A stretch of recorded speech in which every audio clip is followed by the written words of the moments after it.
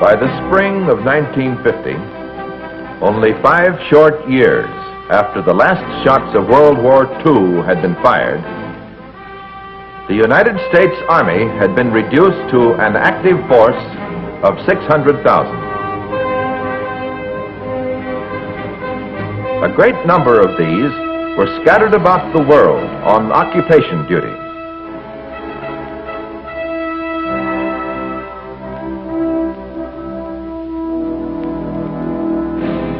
But the armed forces of the truculent communists, Soviet Russia and Red China, remained on a strong wartime footing and in belligerent posture.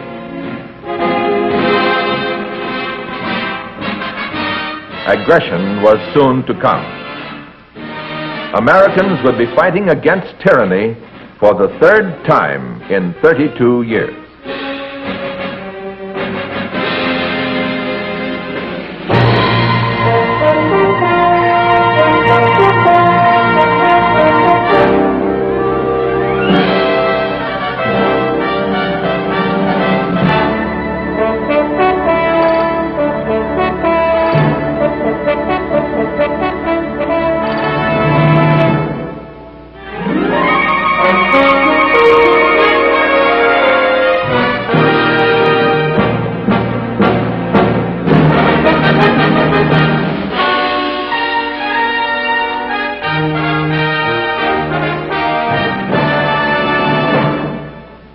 Korea,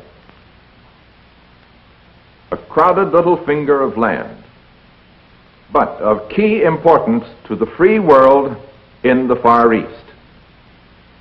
What happened here opened the next major chapter in the history of the United States Army.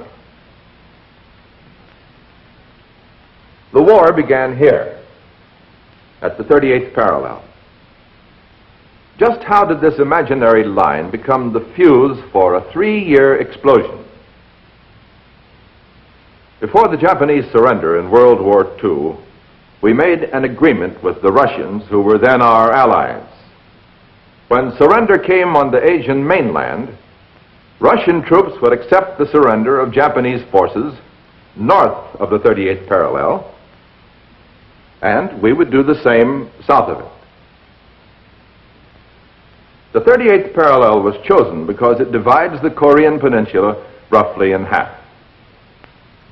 It was also agreed that free elections would be held, and the government of Korea returned to the Korean people. In August of 1948, free elections were held in South Korea, supervised by United Nations inspectors, establishing the Republic of Korea. 3 weeks later, communist-controlled elections in North Korea, from which UN inspectors were barred, established the communist regime and divided the Korean nation. Not long afterwards, the communists decided their moment for conquest had come.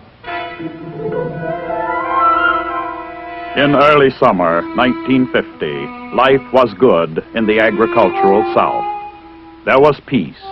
Time for living in the quiet, ancient way.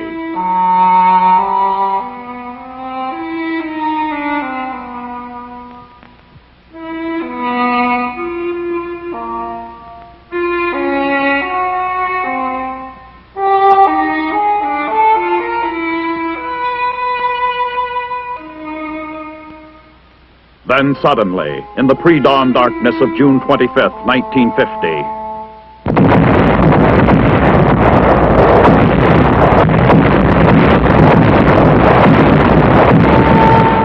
South Koreans were jarred awake by a living nightmare. Unprovoked and unannounced, the communist latest war of conquest had begun.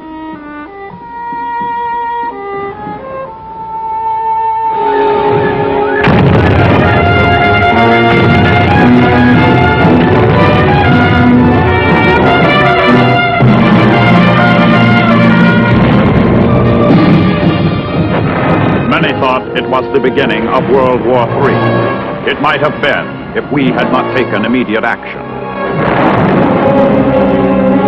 President Truman ordered our Navy and Air Force to provide cover and support to the Republic of Korea. In the United Nations, United States Delegate Warren Austin spoke for the indignant people of free nations everywhere. The armed invasion of the Republic of Korea continues. The Republic of Korea has appealed to the United Nations for protection. I am proud to report that the United States is prepared to furnish assistance to the Republic of Korea. 4 days after the invasion began, the capital city of Seoul fell to the communists. Small elements of the United States Army were airlifted from Japan to help check the Red advance.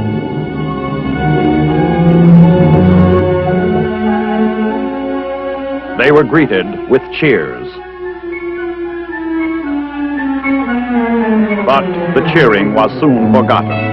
Our small forces found themselves greatly outnumbered by communist troops trained and equipped by the Russians.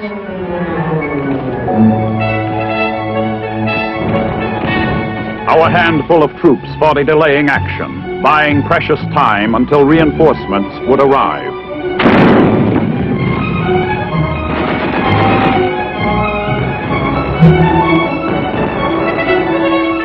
We showed the communists that we had the will to fight aggression wherever and whenever it occurred.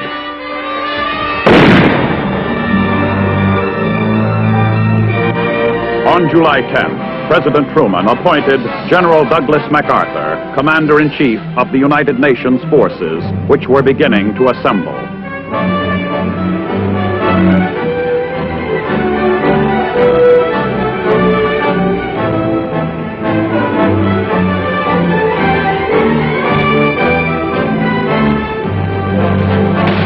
For the outnumbered troops in the field, it was fight, pull back, and fight again.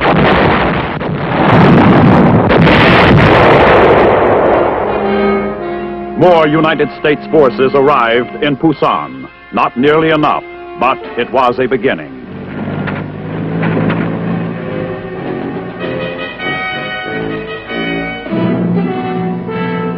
Field commanders like General Walton H. Walker and General William F. Dean found their task was a grim one and all too familiar historically. A holding action with no time and too few men.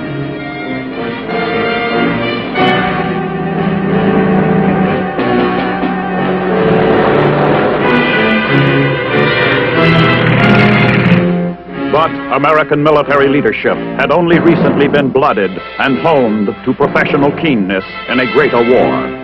To reinforce and complement the top leaders was a hard corps of seasoned officers and enlisted men who had won their campaign ribbons on other fields of battle only 5 or 6 years before.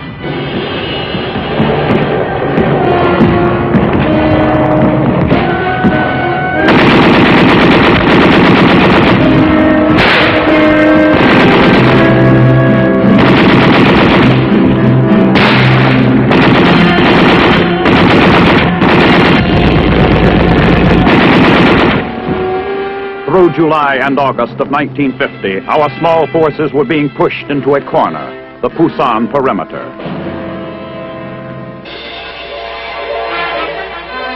We rushed more troops from Japan.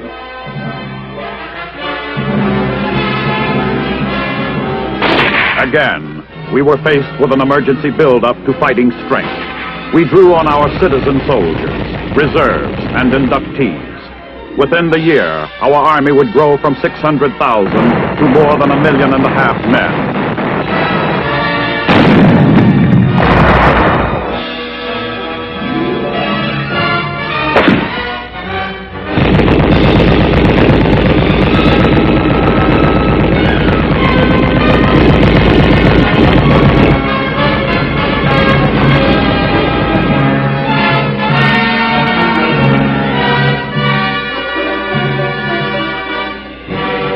Other United Nations forces began arriving in Korea. British troops of the Sutherland and Argyle Highlanders. The International Army was beginning to take shape. It was none too soon. Again, time was running out.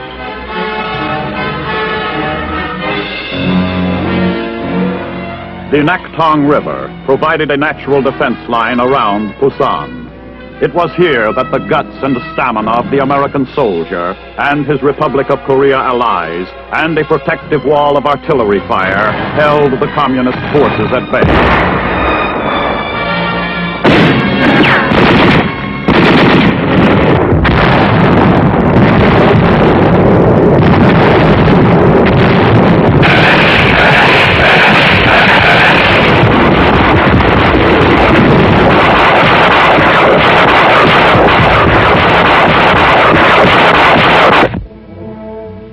The buildup of Allied strength was rapidly gaining momentum.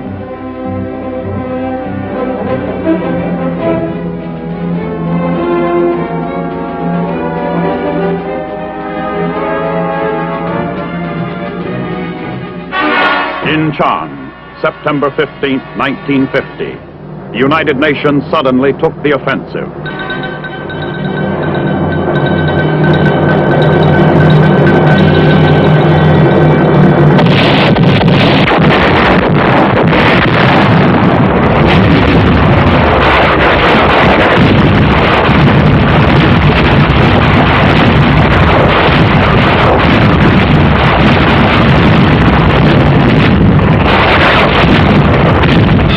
General Douglas MacArthur, the Supreme Commander, had conceived this daring amphibious strike along the coast of the Yellow Sea, just west of Seoul.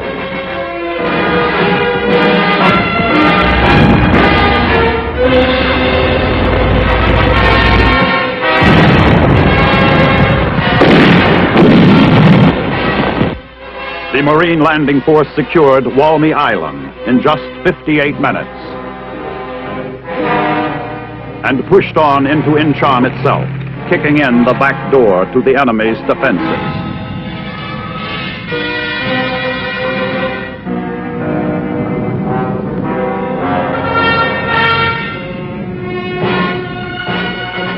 Additional Army forces poured in.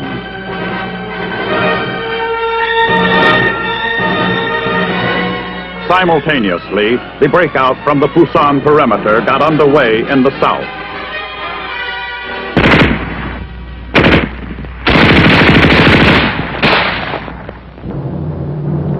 In a week of heavy fighting, our forces drove 20 miles inland from Incheon to Seoul. More than 10,000 North Korean troops were dug in and waiting at every street corner, with orders to fight to the death.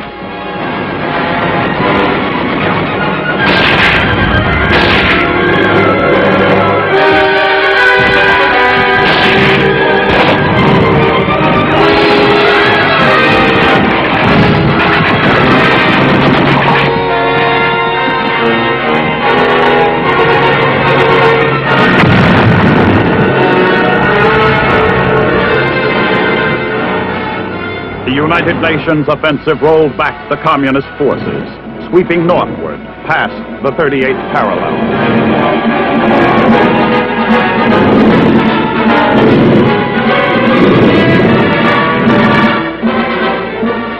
First, Kaesong fell.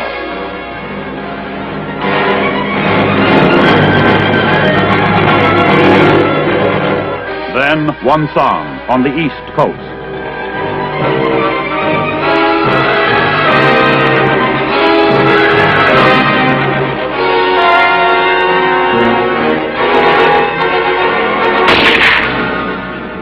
Then Pyongyang, the North Korean capital itself.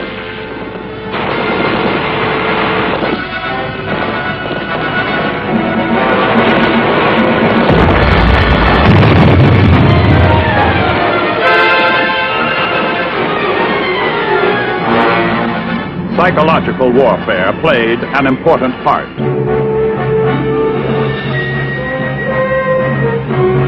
Loudspeaker messages and safe conduct passes for North Korean troops inviting them to surrender met with striking success.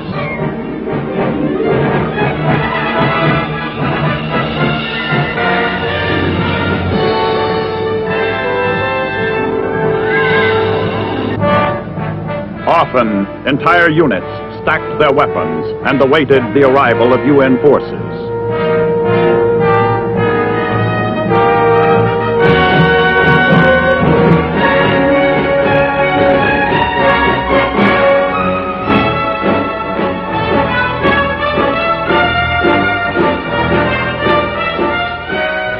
Our Army units pushed on toward the Yalu River, Korea's northernmost boundary.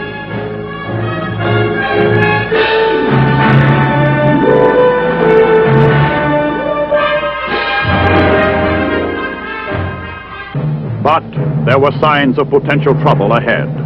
Some of the prisoners taken in the north wore the quilted uniform of the Communist Chinese Army.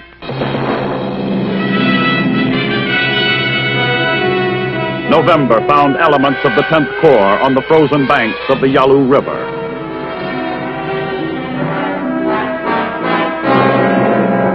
While they ate their Thanksgiving dinner, they could look across the river and see Communist China.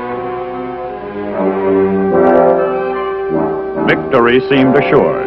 There was talk of war's end by Christmas. But on the other side of the Yalu, Chinese armies were massing. A whole new war was about to begin.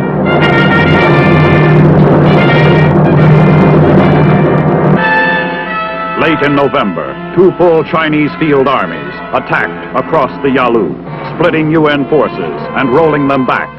What President Truman had first called a police action had now become a major war.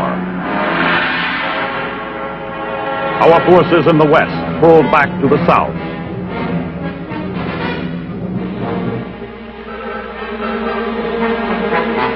Elements of the 1st Marine Division and the 7th Infantry Division, 10th Corps, along with Republic of Korea troops, cut off in the northeast, fought their way in sub-zero weather toward the port of Hungnam and evacuation by sea.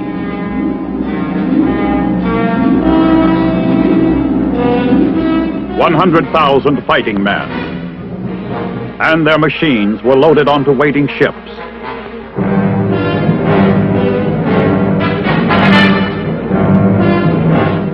More than 90,000 refugees fled from their homes in North Korea rather than live again under communist rule. We gave transportation to freedom to as many of them as we could.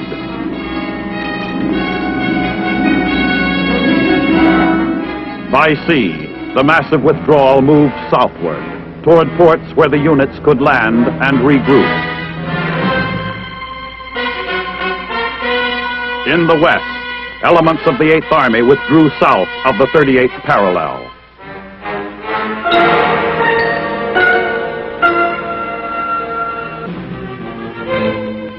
The Chinese forces followed up with their massive New Year's offensive.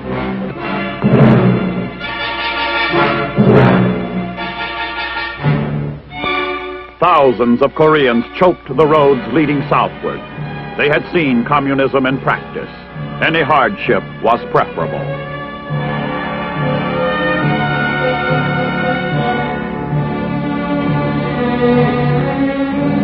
Once again, Seoul changed hands as we pulled out, blowing up the bridges behind us. Far to the south, our units were regrouping.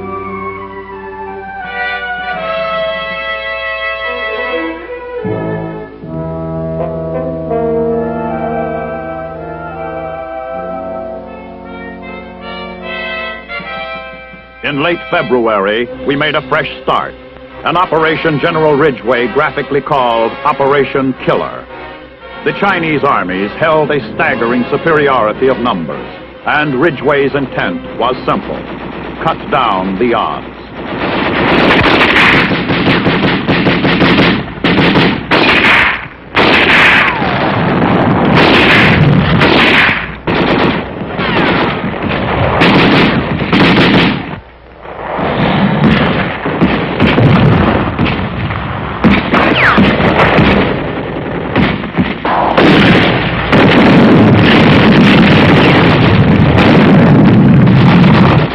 Operation Killer did just that.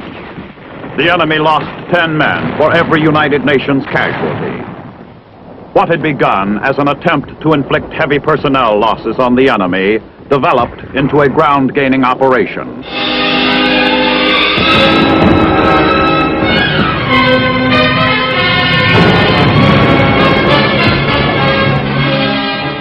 On March 15th, Seoul again changed hands.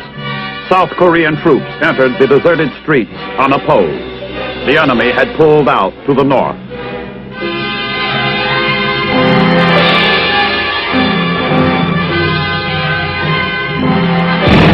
But not for long. Spring brought with it still another crisis, another massive communist offensive.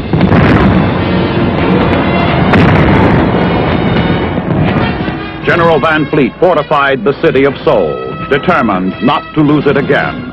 The enemy came on in human waves, to be met by a storm of fire. They lost tens of thousands, but still they came on. And then suddenly, they faltered, broke, and started pulling back, pursued by our armor. Again, the communists had run afoul of two things: the immense firepower of the 8th Army and the principles of logistics. They were simply unable to supply a large force for a sustained offensive. June 2nd, 1951, again we crossed the 38th parallel, a badly battered enemy withdrawing before us.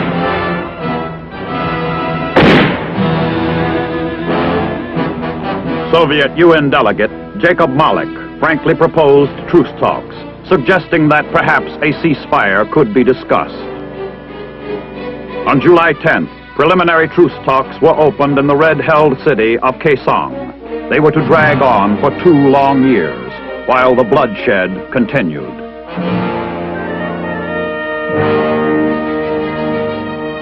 The lines of the fighting front became virtually stabilized. After 12 days, the talks in Kaesong were deadlocked over the issue of a ceasefire line. Then the communists broke off the talks. In the fall, they were resumed at Panmunjom.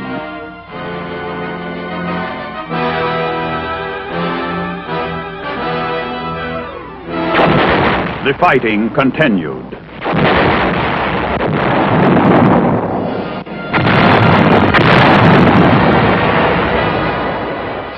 Materials were expended daily and nightly in prodigious amounts.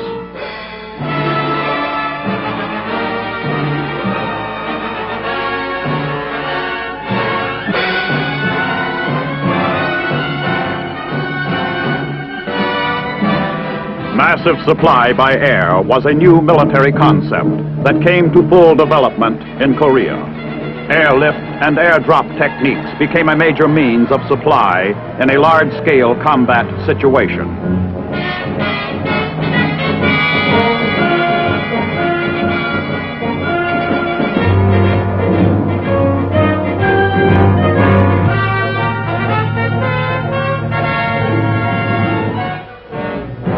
Winter 1952 found the talks at Panmunjom deadlocked over the principle of prisoner exchange.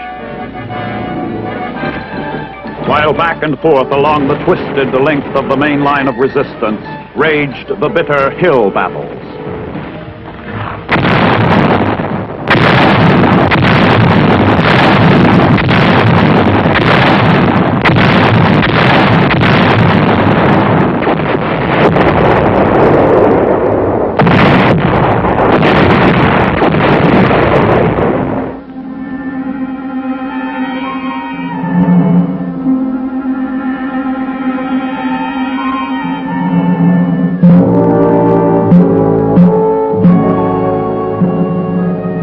In March 1953, the communist world was shaken by the death of Joseph Stalin. His successor, Georgy Malyankov, launched what he termed a worldwide peace offensive. Its influence would soon be felt in Korea.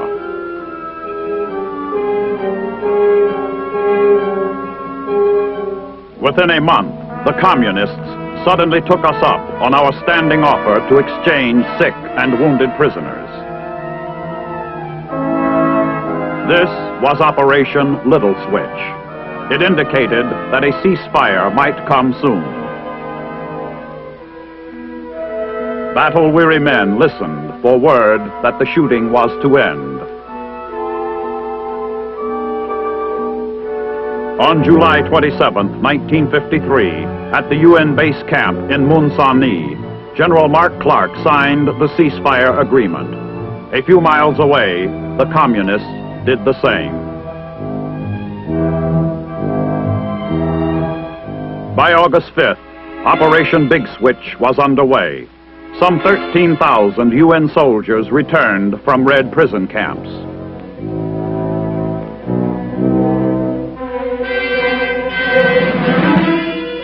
General William Dean, captured in the battle for Tejon early in the war, returned with his thousands of comrades in arms.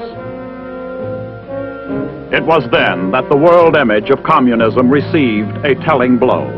For 2/3 of the Chinese prisoners refused to return to Red China, and 35,000 North Koreans decided they'd rather live in South Korea.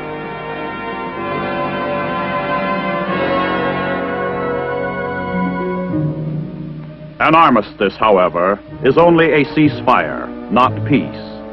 And in this divided nation, the need is for constant watchfulness. Unending preparedness still remains and may continue for years to come. This is true anywhere on earth where people face an aggressor.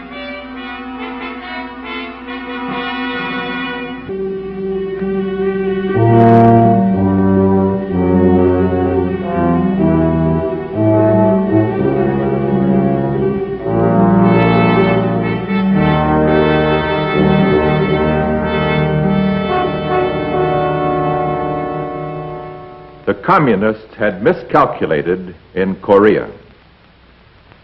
They could not bring themselves to believe that we would spend so much of materiel and of effort and of pain so far from home. That lesson was an important one for all concerned. Once again, the United States Army, the American soldier, had stood foremost in a massive military force on foreign soil, but not for conquest. As the years passed, we began to see that our preparedness would have to be large-scale, constant, flexible, and adaptable. They were to be years of menace, bringing into being a new phrase, the Cold War.